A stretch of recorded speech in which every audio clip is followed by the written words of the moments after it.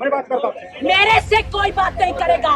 यहाँ से इस ट्रैफिक को हटाओ। Shut up! हटाओ ना। ನಮಸ್ಕಾರ, ನಾನು ನಿಮ್ಮ BR ನಾಯ್ಡು. ಮುಂಬೈ ಎಂದರೆ ವೇಗಕ್ಕೆ ಹೆಸರಾದ ನಗರ. ಇಲ್ಲಿ ಪ್ರತಿಯೊಂದು ಸೆಕೆಂಡಿಗೂ ಬೆಲೆ ಇದೆ. ಆದರೆ ಇತ್ತೀಚೆಗೆ ಇದೇ ಮುಂಬೈನ ವರ್ಲಿಯಲ್ಲಿ ರಾಜಕೀಯ ಹಿತಾಸಕ್ತಿಗಾಗಿ ಸಾಮಾನ್ಯ ಜನರ ಚಲನವಲನಕ್ಕೆ ಅಡ್ಡಿಪಡಿಸಲಾಯಿತು. ಅದು ವರ್ಲಿಯ ಬಿಡುವಿಲ್ಲದ ರಸ್ತೆ. ಆಡಳಿತಾರೂಢ ಬಿಜೆಪಿ ಪಕ್ಷವು ಬೃಹತ್ ಪ್ರತಿಭಟನಾ ಮೆರವಣಿಗೆಯನ್ನು ಆಯೋಜಿಸಿತ್ತು. ಪರಿಣಾಮವಾಗಿ 1 ಗಂಟೆಗೂ ಹೆಚ್ಚು ಕಾಲ ರಸ್ತೆ ಸಂಚಾರ ಸಂಪೂರ್ಣ ಸ್ಥಗಿತಗೊಂಡಿತು. ಮಗುವಿನ ಸುರಕ್ಷತೆ ಮತ್ತು ಸಮಯದ ಒತ್ತಡದಲ್ಲಿದ್ದ ಆ ಮಹಿಳೆಯ ತಾಳ್ಮೆ ಅಂದು ಕಟ್ಟೆಯೊಡೆಯಿತು. ಅವರು ಸುಮ್ಮನೆ ಕಾರಿನಲ್ಲಿ ಕುಳಿತು ಕಾಲಹರಣ ಮಾಡಲಿಲ್ಲ. ಬದಲಾಗಿ ವಾಹನದಿಂದ ಕೆಳಗಿಳಿದು ನೇರವಾಗಿ ಸಚಿವ ಗಿರೀಶ್ ಮಹಾಜನ್ ಅವರ ಮುಂದೆ ನಿಂತು ಪ್ರಶ್ನಿಸಿದರು. मैदान में जाके बोलिए, ट्रैफिक को रोकते नहीं।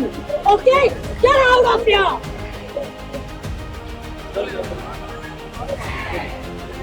Did you not understand? Did you not understand?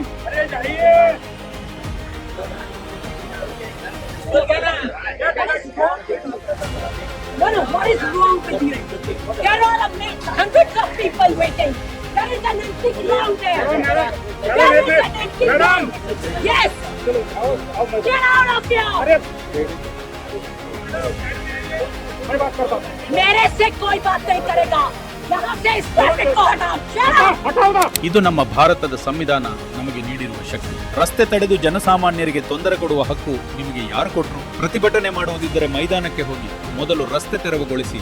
Get out from the road ಎಂದ ಧೀರ ಮಹಿಳೆ. ಇದು ಆ ಮಹಿಳೆಯ ಆಕ್ರೋಶದ ನುಡಿಗಳು. ಸಚಿವರನ್ನು ಮತ್ತು ಪೊಲೀಸರನ್ನು ತರಾಟೆಗೆ ತೆಗೆದುಕೊಂಡ ಪರಿ. 2025ರ ಹೊಸ ನಿಯಮದ ಪ್ರಕಾರ ದಕ್ಷಿಣ ಮುಂಬೈನಲ್ಲಿ ಪ್ರತಿಭಟನೆಗೆ ಕೇವಲ ಆಜಾದ್ ಮೈದಾನ ಮಾತ್ರ ನಿಗದಿತ ಸ್ಥಳ. ಹಾಗಿದ್ದರೂ ಸಾರ್ವಜನಿಕ ರಸ್ತೆಯಲ್ಲಿ ಇಂತಹ ಪ್ರತಿಭಟನೆಗೆ ಅನುಮತಿ ಸಿಕ್ಕಿದ್ದು ಹೇಗೆ? ಪ್ರತಿಭಟನೆ ಮಾಡುವುದು ಸಾಂವಿಧಾನಿಕ ಹಕ್ಕು ಹೌದು, ಆದರೆ ರಸ್ತೆಗಳನ್ನು ಅತಿಕ್ರಮಿಸುವ ಹಕ್ಕು ಯಾರಿಗೂ ಇಲ್ಲ ಎಂದು ಸುಪ್ರೀಂ ಕೋರ್ಟ್ ಸ್ಪಷ್ಟವಾಗಿ ಹೇಳಿದೆ. ಪೊಲೀಸರು ಕಾನೂನಿಗಿಂತ ರಾಜಕೀಯ ಪ್ರಭಾವಕ್ಕೆ ಒಳಗಾಗಿ ಕೈಗೊಂಬೆಗಳಾಗಿದ್ದಾರೆಯೇ ಎಂಬ ಪ್ರಶ್ನೆ ಕಾಡುತ್ತಿದೆ. ಇಂದು ಸಾಮಾಜಿಕ ಜಾಲತಾಣಗಳಲ್ಲಿ ಈ ಮಹಿಳೆಯನ್ನು ಕ್ಯಾಪ್ಟನ್ ಮುಂಬೈ ಎಂದು ಕರೆಯಲಾಗುತ್ತಿದೆ. ಅವರು ಕೇವಲ ಒಬ್ಬ ತಾಯಿಯಾಗಿ ಅಲ್ಲ, ಬದಲಿಗೆ ಅಧಿಕಾರದ ದುರುಪಯೋಗದ ವಿರುದ್ಧ ಸಿಡಿದೆದ್ದ ಸಾಮಾನ್ಯ ನಾಗರಿಕರ ಧ್ವನಿಯಾಗಿ ನಿಂತಿದ್ದಾರೆ.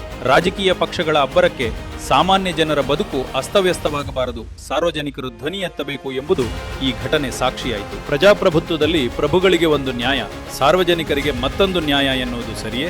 ಎಲ್ಲರಿಗೂ ಸಮಾನ ನ್ಯಾಯವೇ ಮುಖ್ಯ ಅಲ್ಲವೇ?